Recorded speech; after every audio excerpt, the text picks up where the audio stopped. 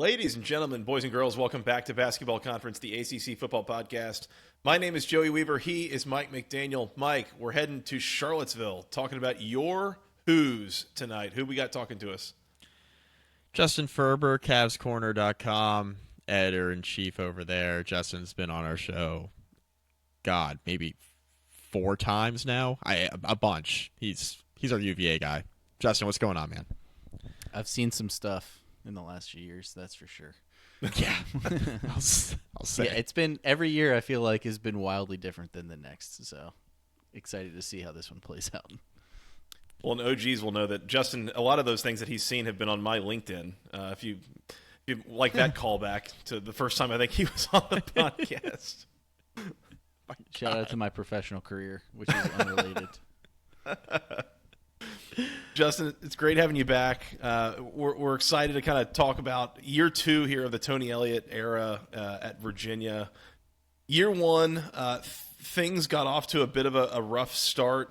The team was 3-7, and then obviously the tragedy at the end of the season. Can't talk about this team without mentioning the shooting that happened that cut the season short. The final 2 games were just canceled, and understandably so. But I guess, in terms of the way that the fan base looks at this team and this coaching staff, looking at those first 10 games, what was the initial takeaway on, first impressions of, like, do we feel like we have something building towards the future, or are there already concerns coming to light with the way things are looking, the way things are, the team's being coached, the way that the recruiting's looking, things like that? Yeah, I mean, I think where they started, it sort of depends on where you think they were going into the season. And I think Tony was in a little bit of a unique situation last year. The expectations were higher than most first-year coaches would have, right? So, like, I think the Vegas over-under for wins for them was like 7.5. I remember talking to you guys about this last year, and I think people were pretty bullish on them winning some games. I think the idea was like the offense would kind of pick up where they left off. They might not be as good as they were the previous year, but they brought back so much from a really productive passing game in 2021. And then you would think that would sort of carry over, especially bringing a quarterback back in Brennan Armstrong. And the defense would kind of lag, but maybe improve, after they were pretty bad in 2020 and 2021 under Broncos staff. And what ended up happening was the offense regressed, in extreme fashion. And the defense was way better than people thought it was going to be. It just didn't translate to wins. And it almost feels like there was 2 different teams playing. It was like the defense is certainly like something, if you wanted to find a positive, they improved drastically from where they were. And some of that is personnel, right? Like they brought in some different guys. Some guys left and graduated, and younger guys came in and played better. And then a lot of it was, I think, just the new coaches, really hit the ground running. And then on the offensive side of the ball, the expectations were really high, and it was really clear that things just didn't click. And I think there's a lot of blame that can go around with that, a lot of learning that has to go around with that with the guys that are back. And then maybe some guys that just didn't buy in. There was a lot of issues around that, before what happened in November. And ultimately, like, there were a couple signs here and there that maybe they were making some strides, but ultimately, like, the last game that they played against Pitt was a disaster. Brennan Armstrong threw 2 pick sixes to start the game, like literally the first 2 plays of the game. Yeah. Yeah. Hard to forget. And, it was just the wheels were kind of felt like they were kind of falling off, and it'll be interesting to see this year. I mean, because I think we'll learn a lot about the coaching staff, the personnel, where the locker room is after obviously what ended up happening to end the season. Because a lot of those guys that were factoring in on offense that were expected to be good last year are gone. So you're kind of starting over, and maybe that just leads to more struggle, or maybe it leads to some improvement, even modest improvement, which would make you think, hey, maybe last year was just kind of like a year 0 reset, and we were kind of overlooking the negatives and focusing on the positives with guys like Brennan and Dontavian Wicks coming back. Yeah, I was going to ask, and maybe a bit of a weird question, but you mentioned the expectations, especially maybe from the fan base. Do you feel like looking Looking back, like at the time that those expectations, were being discussed or being considered, was all of that like totally isolated to the football program, or do you think any of that was maybe related to some of the success that's been had with the basketball program and with some of the other non-revenue sports in recent years on campus? Football is weird here just because like it's such a different sport on any campus, right? And here it's like it's such a different enterprise. I mean, I think the Olympic sports, a lot of that has to do with like the student base that UVA is recruiting and like the areas of the country that they're recruiting.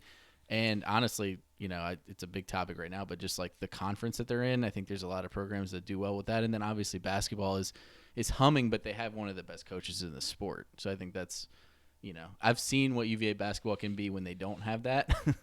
And it's not always as good as it is now. But I mean, I think with the football program, I think, and I'm probably guilty of this too, to some degree. I wasn't as positive about the team as some other people were, but like I was like, okay, there's no reason they can't kind of like hit the ground running with Brennan back and with like the amount of receiver talent that they brought back. And then you kind of think like, well, the offensive line might not be that great, but ultimately you could maybe work around that, or maybe you hit on some transfers and then they're going to try to run the ball. So like they're going to have a little bit more balance. And I don't think anybody really thought like, oh, Tony Elliott's like such an offensive savant that he's going to be able to like take this offense to a level that they weren't at before. I think it was more like they'll be able to sustain what they've been doing because they brought all these players back while they integrate their scheme. And ultimately that just didn't happen. And, I think it's easy to kind of blame the scheme, and I think there's something to that. And there's also something to the newness of the scheme. But then also, like, if you just look at it, like, Brennan Armstrong, I think he's going to have a lot of success at NC State back in the scheme he was in, but, like, he wasn't good. Like, he just wasn't good.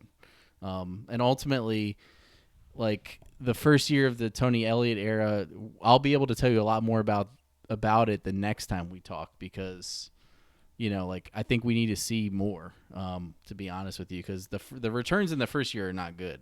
And I think one of the issues you mentioned, the university, like as a whole, like, I don't think people are bought in yet. Like, I don't think and to be honest, I don't think they were bought in before the season started. It just kind of like the hire happened and then everybody started working. And I think there's still some, work to do with trying to bring people in to the, make them feel like they're part of something and get behind it.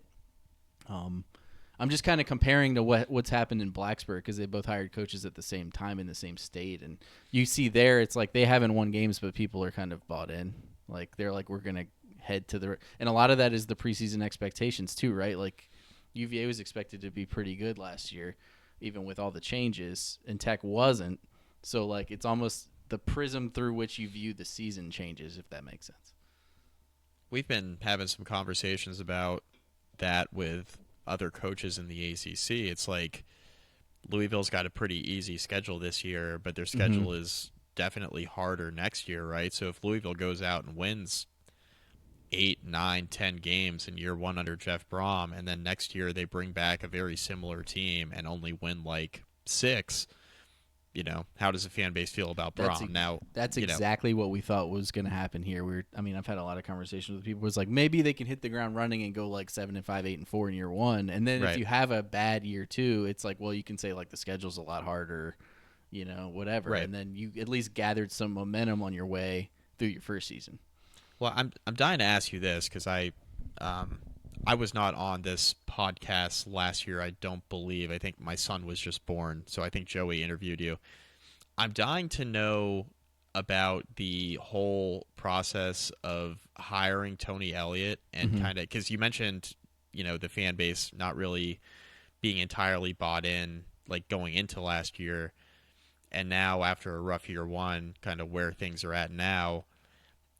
The hiring process of Tony Elliott was the whole thing was kind of strange. Like, it seemed like Elliott was the guy, right? It seemed like they wanted to hire him, and then the whole like back and forth with his contract happened, and then he was like in, then he wasn't, then he was in, and then he was contract signed, and he's like definitely in. and then obviously 3-7 last year is not great. How does the fan base view him in terms of like how all that went down, right? And like, do you think the fact that he wasn't necessarily, I don't want to say he wasn't the guy because I thought he was, but with the whole hiring process and how that happened, is that a big reason why the fan base wasn't totally in on Elliott, or does it just reflect back to last couple of years of Clemson offense struggling a little bit? Like, are we sure Elliott's the right hire? Yeah, it's a combination of things. I don't know that it's necessarily anything personal to him specifically. I think like part of there were a lot of factors in this. One, Bronco quit out of nowhere, so like Right. people weren't like pining for a coaching change. Maybe they were after the tackle eligible play against Virginia Tech, but that was in like a 3-day span before he quit. Like, Right. that wasn't like a slow burn. That caught all of us off guard. Oh yeah, yeah, it sure did. Just remember that when you get to if you haven't done your NC State preview, all those guys are back together. So, but I think Bronco quitting was weird and unexpected, and I think it wasn't something where like I know this for a fact. Like the athletic director and the president weren't like, oh yeah, he's thinking about quitting. Like they had no idea. So, you're sort of starting a search from scratch, which is pretty rare. I mean, like a lot of schools, even if a coach leaves for a better job, like you kind of know that's possible, right? Like you're thinking about it. And the guy that before, Elliott was one of the first names that came up, but also Anthony Poindexter came up. Anthony Poindexter, for people that don't know, was probably one of the 3 or 4 best players that ever played for UVA. Played in the 90s. I think he was an All-American like 3 years in a row. And then he had like a horrific knee injury, back in a time where they couldn't really fix it like they can now. And his career basically like never got off the ground in the NFL. But anyway, he came back and coached. He was on Grove's staffs and London staffs, and then he went out, and now he's the co-defensive coordinator at Penn State. And it seemed like it was heading in that direction, and there was some buzz. I wouldn't say like it was 100% approval because obviously like Poindexter hasn't even called defensive. He's not even like really like a full-fledged defensive coordinator. So it would have been kind of like an unproven choice, but it's a sentimental choice. And I think there would have been a lot of people that would have got behind it. But ultimately, I think to the fan base, there's some other stuff going on too. Like even when Bronco kind of had things running pretty good, I don't think like, they never got the attendance numbers back to where they were at its peak. And some of that just has to do with like changes in, like a lot of programs have had that issue. So I think it's kind of a combination of things. I don't think Tony did anything when he got here that was like, that turned anybody off. I think it just wasn't like the kind of hire that's going to like, it didn't like, change people's minds and be like, oh, now I'm in. I was out and now I'm in, because a lot of those people would have been in with Bronco. You know what I mean? Like, because they were winning games. So, I think it's a combination of things, honestly. But the whole process was weird with him like leaving and coming back, and like, that was odd. But ultimately, when that was happening, what we were hearing is like, this is kind of like, he's a very like deliberative person. So like, it's not that surprising, but. I think it's kind of water under the bridge at this point, but ultimately now it's about the results. Yeah, you mentioned him coming in for Bronco. I'm sure there's a little something different about hiring Tony Elliott, a first-time head coach, to replace Bronco Mendenhall, who had been hired as an 11-year veteran at BYU, and then spent another 6 years kind of building a program, proof of concept, all that at Virginia. It's a different approach. It's a different feeling for sure. Justin, I want to talk about the roster. And the first place we always go to is the quarterback situation. And it's funny to me looking back. Brennan Armstrong has recorded pass attempts for this program for the last 5 years and has also now transferred to NC State, where he will start this year as quarterback. I don't know how eligibility works anymore, for what that's worth. But at this point, help me understand, what does the Virginia quarterback situation look like? I know we had Tony Muskett transfer in from Monmouth. Is it Muskett or bust, or is there anything else that we might be seeing from a quarterback standpoint this fall? Yeah, I mean, he's the guy. He was brought in to start. I mean, I think that's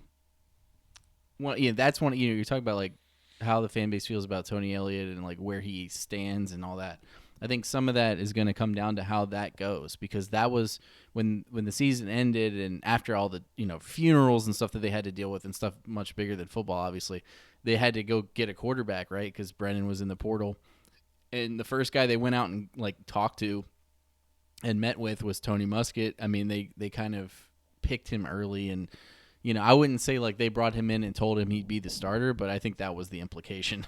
And in the spring he got most of the first team reps. It seems like he did pretty well. I mean, the coaches praised his accuracy. He played well in the spring game too, and so he's going to be the guy. Tony Elliott actually announced today that he's officially the starter, even though it wasn't really much of a competition, to be honest with you. His backup is a true freshman, Anthony Calandria, who, we were talking about him before we jumped on.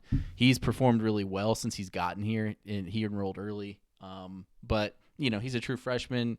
Muskett's a guy that, it's a different level of football, but he's played a lot of football at the FCS level. And ultimately, like, the coach is kind of, I don't want to say they're staking their reputation on him, but like in some ways I would say that's the case, because that's the guy they went out and wanted, went out and got him. So I think it's also interesting that their quarterback's coach, he was the offensive coordinator at Gardner-Webb before he came over to UVA, and Gardner-Webb and Monmouth are in the same league.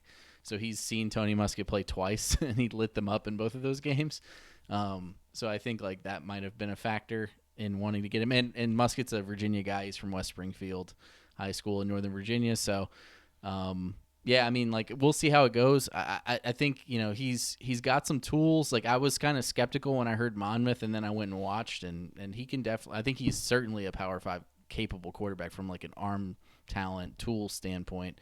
It's really going to be about how well he learned the offense, especially after watching last year's offensive personnel really struggle to, like, just execute things. If he can come in and do that, I think that's an improvement. Offensively, especially at receiver, it's a young group. Dontavian Wick's gone. Billy Kemp transferred out. Keaton Thompson. Yeah. Lavelle Davis and Devin Chandler, obviously. Right.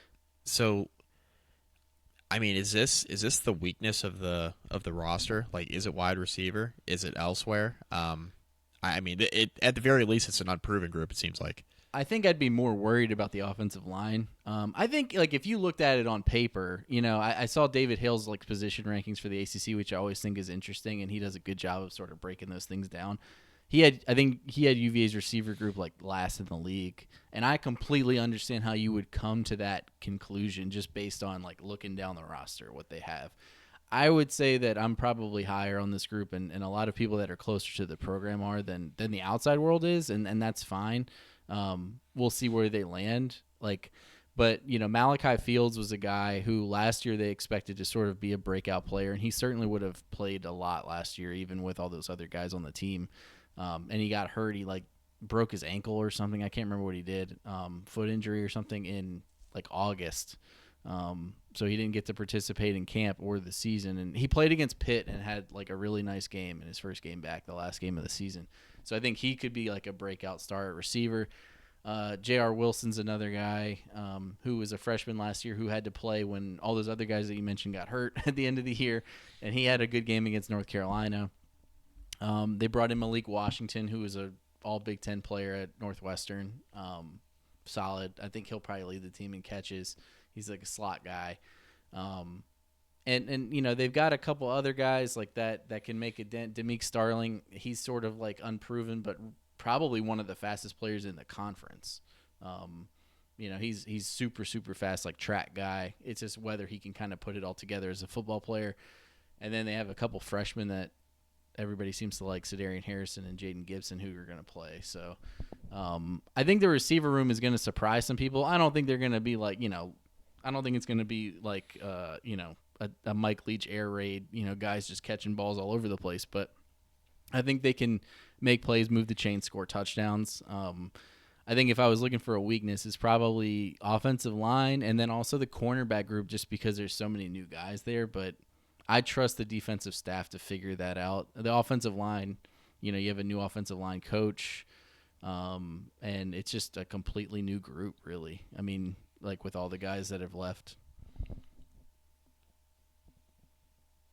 You mentioned the turnover in the wide receiver room, and again, I mean, how many of the top receivers from that wide receiver room last year, no longer on the team in one form or fashion or another. But I guess the thing that I look at is they did bring in the one transfer receiver, Malik Washington, but otherwise, not a lot for what felt like it was going to be a rebuild in that room. Yep. My question is, something that we've seen with a number of ACC programs is it's a lot more difficult to get transfers to come in than it is to, keep them from leaving, basically. Is that something that you've seen at Virginia as well, as we've seen at a lot of other programs? I think it depends. I mean, I think that's a good question. I think in some ways, I think with the coaching change, that obviously lends itself to having people leave. I think last year there were some people that left. Obviously, you had some people leave when Bronco left, as Tony got hired. And then you had people that went through one year with Elliott and were like, you know what, this isn't for me for whatever reason, or I want to do something else with my last year, or I'm not a scheme fit, or whatever it is. And that's fine. I mean, like, that's normal. And I don't think that they've been able to bring guys in necessarily at that rate. But I think a school like UVA is going to thrive on a certain type of player and positions with opportunities. So, like, on the defensive side of the ball, I mentioned they brought in like 3 or 4 defensive backs from different kind of situations. One from Clemson, one from North Carolina that oddly came and left, and now he's at Louisville. And then one from SMU, and I'm forgetting somebody. But anyway, yeah, they brought in a bunch of corners and guys that, like, they see the playing time, and I think the offensive line's sort of been the same way. They're also, I think they do a pretty good job of, and this goes back to when Bronco was here, but they do a pretty good job with, like, Ivy League players and players like that are, like, interested in not just football but the value of, like, whatever their usually it's a postgraduate degree when they're transferring in, and a lot of guys, like, see the value in that, and they've done pretty well with those guys, and and even, like, MAC level players and stuff like that. The question is, like, I think just across the board in college football, but certainly at UVA, it's like, I would say if you can hit on more than half of your transfers, then you probably did pretty good, because you're going to have guys that wash out, guys that aren't a fit, guys that it's if they're coming up a level, maybe it's like they're just not athletic enough. Guys that are coming from bigger programs thinking they're going to play, but they don't, because they're just maybe not as good as they think they are, or whatever the case may be. But yeah, I mean, I think at receiver, it's a combination of things. I think they really needed a guy like Washington that can come in and just eat up a bunch of catches, especially with, like, Kemp gone, and he's a guy that just could live across the middle of the defense and do things. And I think they have faith in the outside guys that I mentioned, Fields and Wilson and Starling and those guys. It's going to be, they didn't really go out and, like, recruit a ton of receivers, to be honest with you. So I think part of it is, like, betting on the guys you have, but ultimately, like, I think for this year, they're not going to bring in as many guys as they lost, but maybe next year they don't lose as many because there's more of a buy-in, if that makes sense, with the staff going into their, I guess it'll be their 3rd year. Defensively, you talk about some of the weaknesses on offense, or at least the unproven pieces of the offense, but defensively, this is a group that returns, especially in defensive line, a lot of veterans. I know at linebacker you lose Nick Jackson to Iowa, and he's a 3-time All-ACC player. It's really hard to replace that guy. But defensively, at least in the front 7, this looks like a group that could definitely turn some heads, make some noise, at least be a strength of the roster. Am I wrong about that? Is there another position group that maybe we should be looking at more closely? No, I think that's the best group. I mean, I think that they did a pretty good job last year, and just kind of like I said, the defense wasn't really expected to do a whole lot, and nobody was really expecting them to light the world on fire. And it's like, hey, if they can just show some more sound play. The big thing in the last Bronco year was just giving up big plays, but getting after the quarterback was a priority, and they got a lot of pressure from their front last year and had a couple guys break out. Chico Bennett was a guy that started his career at Georgia Tech. Then he came over and got hurt.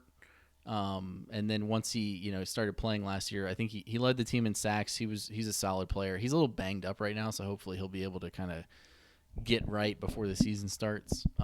But they also brought in Cam Butler, who was a nice transfer addition from Miami, Ohio, and a guy that had a lot of offers. Like Penn State was trying to get him, West Virginia, and a bunch of other schools. And he was a solid player. And then Paul Akire, a transfer again from the Ivy League from Columbia, came in and did well. Then you got like Aaron Falmouy back. He's in his 6th year, and Jameer Carter's back this year, and he's a big nose tackle. And they've got like some depth in that group too. Like Ben Smiley's a guy who was a 4-star recruit and hasn't really broken out, but like it could happen this year. Or he's at least going to factor in from a depth perspective. And I think that group is solid. I think there's some upside in other areas of the defense, like the safeties in particular. Jonas Sanker, I think, is a really good player who's going to become more of an all-ACC type player this year. And I just feel like the defensive staff demonstrated to me last year that there's a level of competence. The offensive staff, I'm not saying that they can't get there, but they didn't show it, last year, just based on what we saw. So with the defensive staff, there's more of like faith, I think, that they'll get it right. Even if, there's some bumps in the road or you have to break in some new guys at different positions. But I think their front seven is going to be pretty strong. Is there an area, Justin, and forgive me if this is covering ground we've already covered, but is there an area of this roster that you look at with kind of, call it a depth concern, an area where we feel pretty good about the starters at this point, but if there's an injury or two that start to pile up, the drop off to the backups is pretty quick and pretty steep?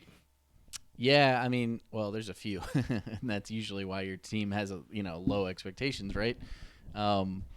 Offensive line, they brought in, I think they're going to start at least 2 transfers, maybe 3. And, after those guys, if the guys behind them are good, we haven't seen it yet because they haven't played, or they're freshmen or whatever. And I think they've done an okay job of, like, the offensive line that this staff inherited from Broncos staff was a disaster. And there's a lot of factors at play there. I mean, guys transferred, yet an All-American center go to Michigan, and so on and so forth. But, that group, if a couple guys get hurt, you could have trouble. They had the same issue last year. Cornerback, the entire group is sort of unproven. And, I think they'll find a couple of guys that can go out and get the job done as starters. But then after that, it's, they've got some younger guys in the 2 deep. So that could be a concern. Those are the 2 that are really standing. Oh, and then quarterback. I mean, to be honest with you, I mentioned it before, but your backup's a true freshman who I think, has looked good in the spring and looked good in the fall. And Coach Elliott said last week was kind of pushing Muskett, and I think honestly in some situations that would be a big red flag, but I've seen Calandria play and he's been pretty good every time I've seen him out there. So I think that might actually be kind of a good thing if he's playing well, but he's a true freshman, right? And he's the backup, and after him it's a walk-on because they only have 2 scholarship quarterbacks right now. Oof. Yeah, I mean, I've never heard of it happening before, and it's by choice, which I think is interesting because I think the walk-on backup they kind of like, but I mean, you wouldn't want him in a game. And they gave him a scholarship. Yeah, exactly. He might be working his way up there. But they just moved last week one of their quarterbacks to receiver, and I think that's more of like he's just not a college quarterback, if I had to guess, just from what I've seen. There was a guy that the previous staff brought in, and then another quarterback that Broncos staff brought in just moved to safety. So it's kind of like, and they know that they only have 2 other quarterbacks in the room, so it kind of makes you wonder, like, where those guys were. And obviously in an emergency, I guess they could come back to quarterback, but that's not ideal. Or you're running practice almost at that point. Like what? Yeah, I mean, it's really been Muskett and Calandria getting a lot of the reps, and then the backup, Grady Brosterhouse is his name, the walk-on. He's been playing quite a bit, and I mean, he seems to have a pretty live arm. And you hope that you don't ever have to go to your 3rd quarterback, but that room is probably going to need to be overhauled. And some of this is Some of this is obviously choice. Like I said, 2 guys switch positions, and some of it is Jay Woolfolk walking away from football to focus on baseball too. So that certainly impacted the room. But like I said, moving Delaney Crawford from receiver to receiver was something they did after that. So clearly, like, it wasn't like, that decision had been made or anything like that. So, yeah, we'll see how that goes. I mean, obviously, you hope that you don't even have to go to your backup quarterback too much, but if it goes beyond 2, then obviously at that point you're just trying to get through games. With how the offense struggled last year, and we'll get into the schedule here in a second, but with how the offense struggled last year, what would constitute a successful season in your eyes, Justin? Because I'm having a similar conversation just down the road in Blacksburg, where I'm trying to figure out what would constitute a successful season offensively after what I saw out of my alma mater last year, which was, even worse than what UVA fielded. Yeah, I think that's the question. We talked about what happened last year on the offensive side of the ball, and then obviously everything that the team had to deal with off the field, and the defense improvement, which I think, like, we give the defensive staff the credit for that, but also that's part of Tony's staff, right? Like, he gets credit for that too, I think, anyway. So, as far as the offense goes, like, what constitutes success is competence, if that makes sense. Like, last year, it looked like there was way too much stuff going on. I mean, like, they were having trouble getting plays in, and, like, the basic things that you just don't want to see teams messing up. Procedural penalties, breakdowns in coverage. They had I couldn't tell you how many passes they dropped. Like, I mean, it was a lot, including guys that are, like, guys that were dependent on to be good last year. Guys running the wrong routes, quarterbacks throwing to the wrong spots, quarterbacks throwing 2 pick sixes to start games. Like, it was just a litany of it. It was like every issue you can think of kind of came up at one point or another, and they were bad at all the key metrics. And I'd say that's where I would want to see some improvement is third downs, red zone, that sort of stuff. Like, the stuff that really makes and breaks a game, turnover margin.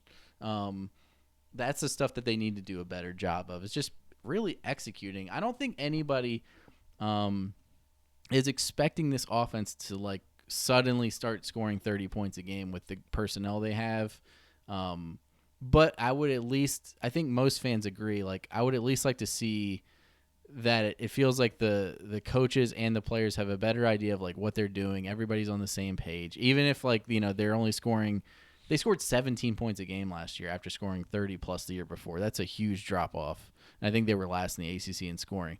Get that up to, like, if you can score an extra touchdown a game, like, even if the results are kind of, I think more opponent driven than anything else. And that's why the ACC, especially the Coastal, has always been so cluttered. It's like all the teams are the same. So I think, like, you almost have to throw the record out and just look at, like, did they improve, and did it feel like they put the right personnel on the field and, like, added the right pieces and things like that.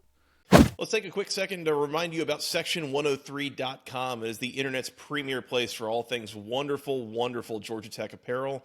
They have T-shirts, sweatshirts, hoodies. They got a couple of three-quarter shirts. They got buttons, stickers, all sorts of things. Things for men, women, children, something for the whole family. Every Georgia Tech fan in your life can use something from Section103.com.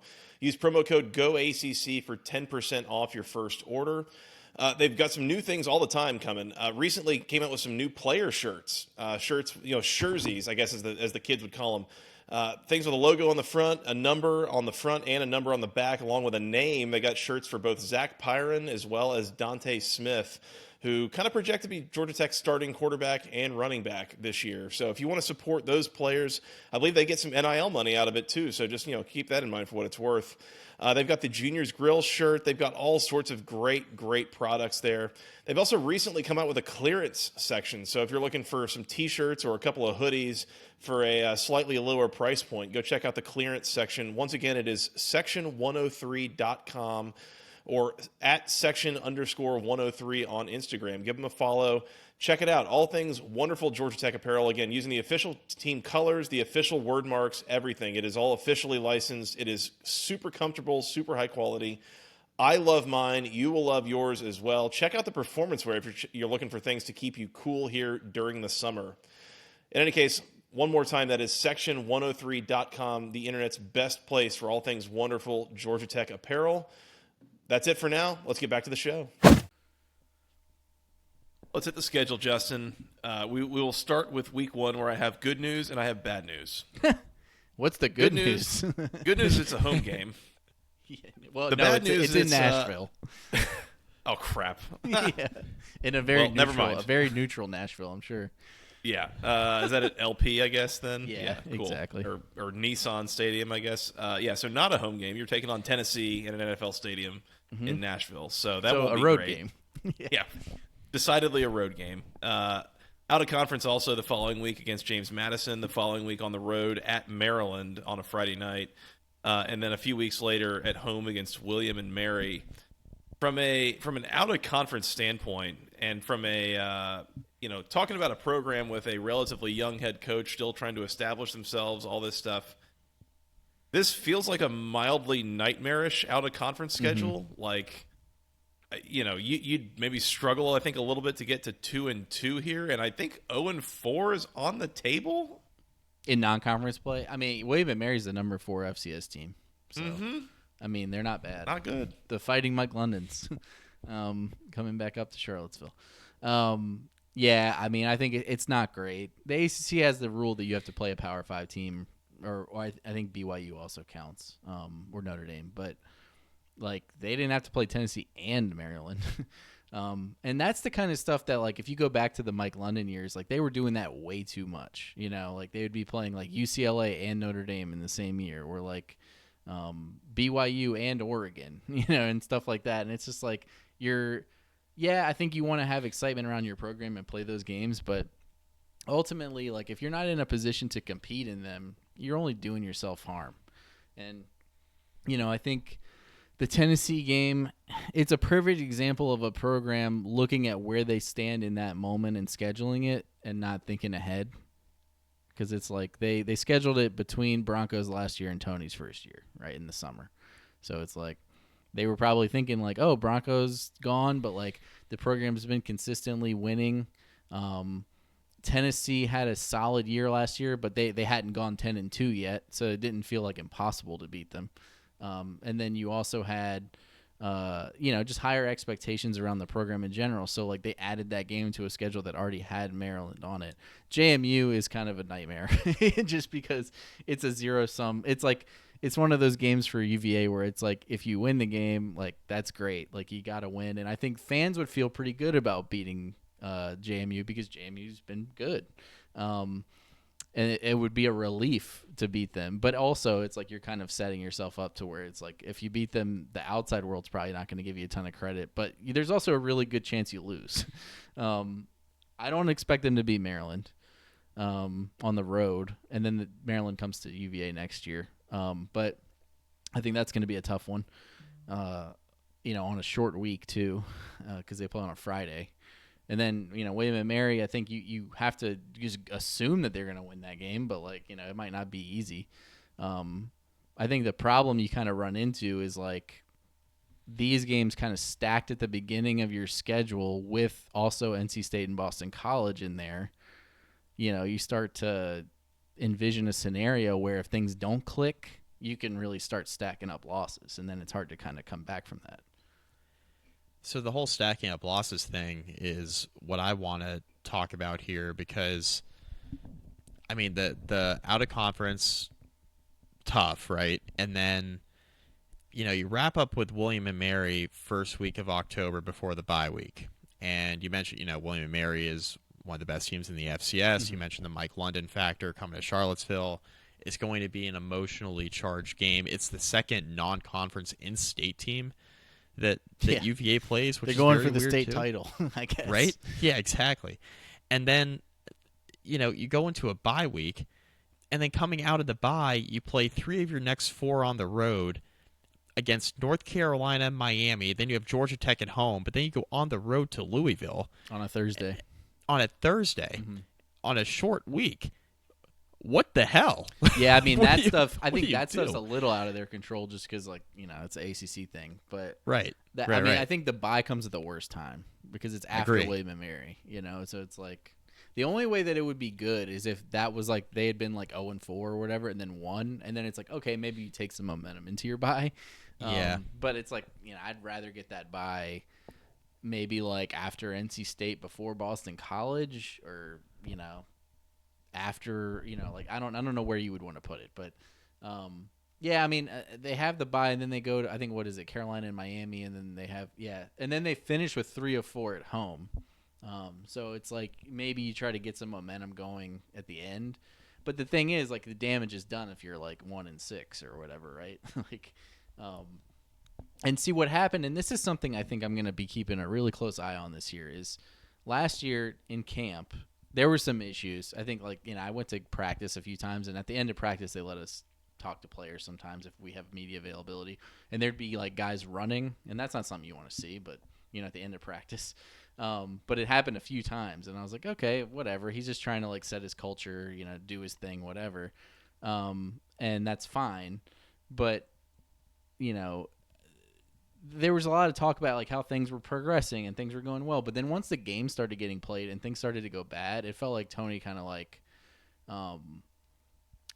I don't know, hit the wall or got frustrated with like how things were going. And obviously, like, you think about like where he came from, like he's not used to losing, like, much at all. And I think this was maybe like a little bit of a, like, more of a rebuild than he thought it was, in terms of just like resetting things to be the way that he wanted. And I'm interested to see from a psyche standpoint, like, this is going to be a tough early season schedule. I don't see any possible way they'd be better than 2-2. And if they went 2-2, people should be very happy with that. Given who they're playing and where and all that stuff. If things go bad and they're 0-4 or 1-3, like, how does he handle that? Is it still because things have been very positive this fall about the teams, making progress, and like, guys are on the same page and they understand the schemes and they understand me and our staff, and and then a lot of guys that maybe like weren't bought in have left, or like weren't a fit left, and we're gonna see if that's real or not, by how they kind of conduct themselves if things go poorly. I think that's a great point, and one of the things I look at, again, schedule-wise, is I think the stretch of 4 games in November is probably like the most forgiving-looking stretch. You've got 3 home games against my Georgia Tech Yellow Jackets, the Duke and Virginia Tech. Like that, if you start stacking up games on the schedule of like most winnable, those are, some of the more winnable ones on there. And I think doing that at the end, the question is, like, are those guys still able to get up for that after everything they will have gone through by that stretch, in that first 8 games? Mm-hmm. So I think that's a really insightful point of, what is the psyche of the team towards the end of the season after what they might go through early, especially given like what they've been through, in the last year. And I think that's a factor to, like, Mike Hollins was involved in that, and he's on this team. Like, I mean, it's not like there's no remnants, and I think everybody's kind of saying the right things and doing the right things. Like, it's an honor just to be out there, and I think that's true. Like, I think maybe things have been kind of put in perspective, in terms of like how lucky everybody is to have a chance to play, and how lucky everybody is to just be there, and enjoy the moment that you have and all that. But like, ultimately, when things start going bad, you kind of find out what you have, and like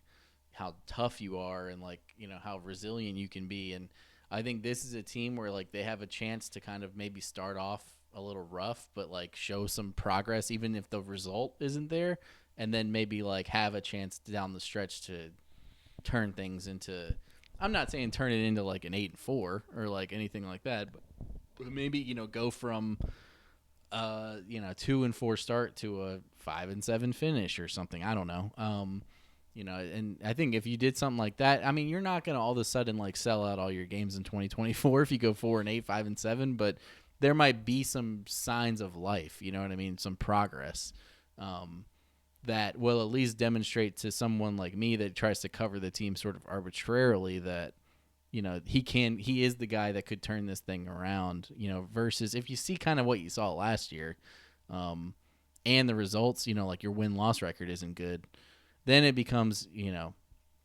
not to point at another school, but like almost like a Jeff Collins situation where it's like, you're kind of like, all right, well now are we running out the clock on this in year 3 already? Like, or is this like 2 bad years and it's going to turn around somehow? Because I think in modern college football, if you don't at least show signs of like things headed in the right direction in year 2, usually it doesn't end up.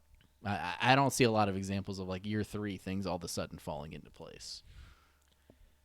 I wouldn't wish the Jeff Collins thing on anybody for what that's worth. It's a different situation, but like, it's one of those things where it's like you just kind of want to see that they've grown. And I think one of the things that's worth pointing out is that, it's Tony's first job as a head coach.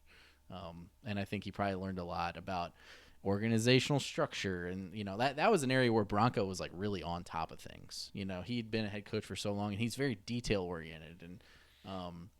And he came after Mike London and was like, oh, here's all the stuff that's wrong. And like work to fix those things like organization structurally. And Tony, I think, came in and maybe took some things for granted, or like maybe his staff did. And, I think they probably thought like a lot of us did that they would hit the ground running on offense, and it just didn't click the way they thought it would. Virginia Tech, the fans seem to think going into year 2 that things are going to be better because the recruiting's been better. Yeah. The reason why I bring that up is because I think what you mentioned is notable. Like, ultimately, the wins and losses are what matter here. And it's like, how long of a leash do you get based on, like, just liking the guy, right? Like, vibes. Because I mean, Mike vibes. London got 6 years or whatever. I mean, Great. he's like a super nice guy. Right, and everybody great point, liked him. yeah. Yeah. And he recruited decently. Yeah, and I think that's the thing with Tony is like, with Pry, for example, like I think you can say, hey, maybe there's like it's gonna be a bit of a learning curve, but like we're building towards something where the roster, like 3-4 years from now, like the roster will be what his guys, and they're good guys, and there may be local guys. And it's like maybe we have to make a change at offensive coordinator or something or whatever, like down the road. But like this is ultimately heading towards something. I think Tony has to kind of show that. I think with the transfer portal, you don't necessarily have to like have a top 25 recruiting class every year to be competitive in the ACC if you can get the right transfers. But ultimately, like I said, it's a results oriented business, and they're gonna have to win some games at some point. And I just don't know what those are going to be this year, Justin. I'm looking at the schedule, and here's where I fall. I'll be the first one to take a crack at a record prediction. I think I'm going 3-9. Yeah.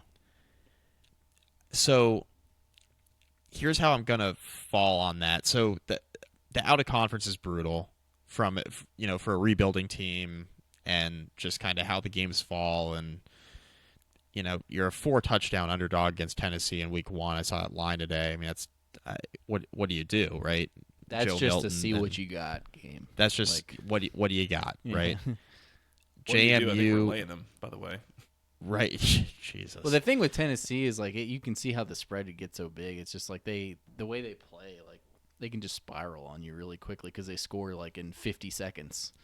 Yeah. So it's like if you open the game with the touchdown, then you punt to them, then all of a sudden it's 14-0 at the 10-minute mark in the first quarter. Right. Yeah. And you might not even have turned the ball over at all. Right. Yeah. All of a sudden you're down 3 scores. JMU is, tough. Obviously, national championship level FCS team, make the jump to the FBS. Damn good. Like first year, they played pretty well. Not the first home game of the year you necessarily want to see on the schedule. Maryland is competent enough. NC State, they're at BC. Like that's a swing game at Boston College early in the year. Mm-hmm. Like if you're trying to win 4, win 5, try to win 6, like you got to win a couple of these swing games, and BC on the road is one of them, because Boston College could be anywhere between like bowl eligibility and the worst team in the ACC. Yep. Like that's kind of where I'm at with them. And so, I mean, I think if you're UVA, that's a swing game. And, we talked about momentum going into the bye week and that William & Mary game. Like, if you're able to beat BC on the road, then beat William & Mary, you're trying to just kind of survive and get to that back stretch of the schedule in November and see if you can pluck a few off. And that's the recipe to get to a bowl game. I just don't know if UVA is going to be able to do it. So I'm going to go with 3-9. I could definitely see 4-8.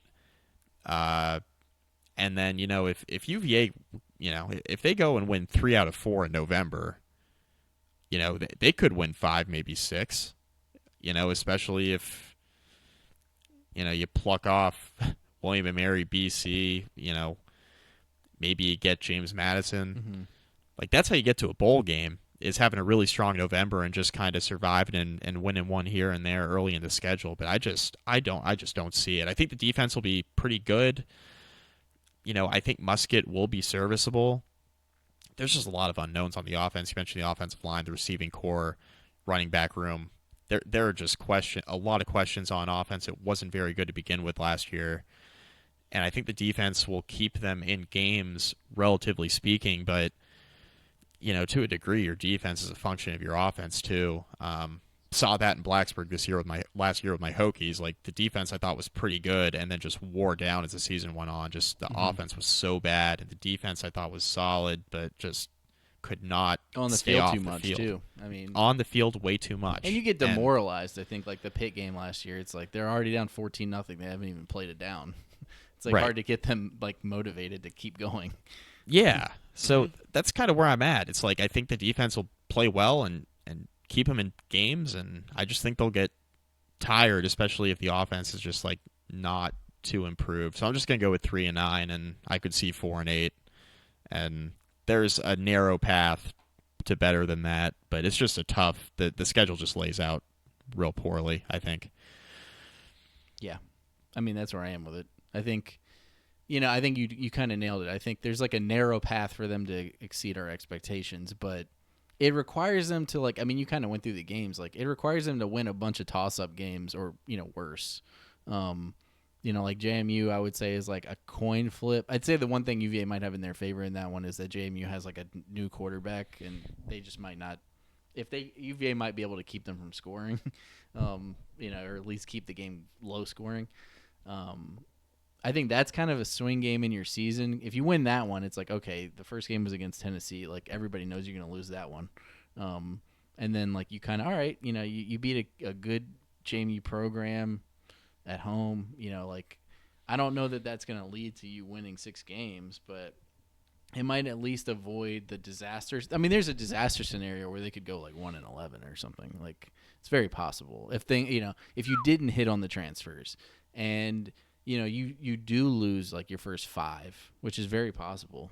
All of a sudden you're looking at a really tough season, and one that it's going to be hard to kind of come back from next year because their schedule next year is not any better. They have Clemson next year, Florida State next year. They go to Blacksburg. They have Maryland. I think they have Notre Dame. Like, it's not great. But so like. I think if they won like 6 games this year, I would be like pretty confident that Tony could get this thing going in the right direction, even if 2024 wasn't so great. Just because like that would be that would demonstrate to me some sort of like major improvement took place, and they also exceeded expectations based on their roster. But yeah, I mean, I think like you try to win as many of these like toss-uppy games as you can. The good thing if you want to make a case is like they have. They were picked last in the league, but they have like the teams that were picked like, 13th, 12th, 11th, and 10th, I think, or something, all on their schedule. So it's like if you can win like 3 of those or something, who knows? But I also kind of like that they get Georgia Tech and Virginia Tech at home. I mean, I'm not predicting them to win those games necessarily, but if you have like games that you can win and they're at home, like. Maybe that gives you a chance. And to be honest with you, like if they won like 3 games or 4 games and beat Virginia Tech, people would be happy. So like that would do it. And if we talked about like how does Tony like get the fan base on his side? Like that's something Bronco couldn't do. He did pretty much everything else you can do at Virginia, except he was 1-5 against Virginia Tech. So, I think like you have to find a way, especially with Virginia Tech, when being where they are right now. I mean, I think like they're beatable, right? So it's not like the Logan Thomas, David Wilson teams coming to town. So like, if they won that game, I think that's almost worth like 2 or 3 wins, to be honest with you. So you talk about all aboard the Elliott train. Yeah, I think if they went 4-8 and beat Tech, people would be happier than if they went 6-6 and didn't. Pretty fired up. I think absolutely that would be the case. Especially, I mean, your reward for going 6-6 is you're going to like a, the Fenway Bowl or whatever. It's like, okay, cool. Honestly, it's more about, I think, with this team, it's going to be they're more of a journey team than a destination team, where it's like, show me the progress, even if maybe you don't win the games. Like, I like that a lot. That's a nice way of putting it, Justin. I mean, that's like what that you have to sort of spin it that way, right? I mean, I think like that's that when your expectations are where they are, and like I have a hard time imagining them just like pulling a rabbit out of the hat and going 8-4 or something. Like I just don't see that as possible. And it's honestly it's crazy. It's been a while since UVA's been like predicted to be this bad. Like I had to think about that the other day. It's been since like Broncos' second year maybe that they weren't like kind of predicted to get to a bowl. So yeah, I absolutely think there's something to that. With where you're coming from last year, where the expectations are. I mean, I think that it's totally fair to look at this as not the what but the how. It's not, are you winning games or losing games? It's, are you competitive in games? Are you getting blown out? Are you showing improvement from September through October to November? Or is it kind of the same team at the end of the year as it was? That kind of thing I think is totally fair. The only other thing I'll say is, like you talked about the narrow path, there is a very small chance that like last year was a byproduct of just bad fits. And, like, Brennan has been pretty open about, like, I like to play free and in this sort of offense. And, I know some of the feedback he got from the NFL after his last year with Bronco is that they felt like he was a system quarterback and wanted him to kind of prove that he wasn't. And he didn't. And now he's going back to the system that he was in. So, like, I mean, like, and I think he's going to thrive there. I'm pretty confident. But there is a chance that maybe, like, last year – the expectations were all out of whack because like nobody understood how bad the fit was. And we'll see. I mean, obviously it'll be very interesting when him and I and Garrett 2J come to Charlottesville in the late September when they come up. So what will that reception be like? Very interesting, I think. I mean, I think most people are like, I don't think anybody like has a problem with Brennan or anything like that. I think Anai completely burned his bridges on the way out with the lineman pass, and some other stuff that went on behind the scenes in the weeks to follow. But I think also like NC State is sort of like a neutral opponent for UVA, especially since they were in the other division. If he went to like Carolina or something, I think it would have been different. I mean, Noah Taylor went to Carolina and he got booed when he came back, and Justin McCoy, basketball player, went to Carolina and he got booed when he came back. So, I mean, I think that would be different, but we'll see. I mean, honestly, if he comes to Charlottesville and lights them up, I think people will be a lot harder on like the UVA staff than him, if that makes sense. They'll be like, why'd you run this guy off? But if it goes the other way, then maybe people will be like, okay, maybe this just wasn't the fit, the scheme and the player. But we'll see. I've been putting this off as long as I can. I feel bad, and I feel like I'm going to catch some heat here. I'm going to go like 2-10. I think that's. I mean, that's not that. That's not like a crazy prediction. I don't think. Yeah, I look at this. First of all, again, the 4 out of conference games, 2 of them you're on the road. You're going to be double-digit underdogs. Like, cannot imagine either of those as a win. Mm-hmm. Bad year for your FCS game to be William and Mary. A very functional FCS team who is probably capable of jumping up and winning that game. As Mike mentioned, I mean, the questions, you're replacing Brennan Armstrong. I don't know that it's an upgrade necessarily. I don't think total, that. I mean, yeah. I think maybe Muskett comes in and like surprises some people and plays well, but like, I mean, Brennan has thrown for like 10,000 yards in his career. Mm-hmm. Yeah, between that and the total restart on their wide receiver core and all the other questions, and I, something else that I'll just bring this up here, and I've mentioned this on our show for the last year plus. I am not high on this coaching staff. I did not love the Elliott hire personally, and I thought some of the staff that he put around him. It's funny, Justin, that you had mentioned Jeff Collins, because I think that he probably made some of the same mistakes that Collins made in terms of his assistants and kind of the lack of P5 experience among them. So for just a variety of reasons, I need to see it from Virginia before I really feel like this is going to go somewhere. So I'll say 2-10. I think they might go 1-3 in the out of conference and maybe pick off one team in ACC play. But I think it might be a long year for the Cavs here in Charlottesville. Oh yeah, no doubt. And it's interesting that you mentioned the staff too, because now they've made 2 more changes because the 2 guys he kept from Broncos staff are both gone. Hagans went to Penn State and 2J went to NC State. So that's 2 more changes that you've had to make. And they did hire a Power 5 offensive line coach. But, yeah, I mean, I thought that was interesting. And I was, like, kind of wondering, like, is this a budget thing? Like, what's going on? I think they were just the guys he wanted to bring in. And I think it's interesting because there's, like, such a strict dichotomy between, like, how the offensive, side of the ball and the staff are judged for last year and the defensive side, which are all part of the same group. It's like but the defensive staff, like they kind of, this happens a lot in programs. If your coach is like an offensive coach, he hires a defensive coordinator, is like, you're like the head coach of defense, like, and you do your thing. And it seems like that's going well. So, and we'll see, maybe this year things will regress.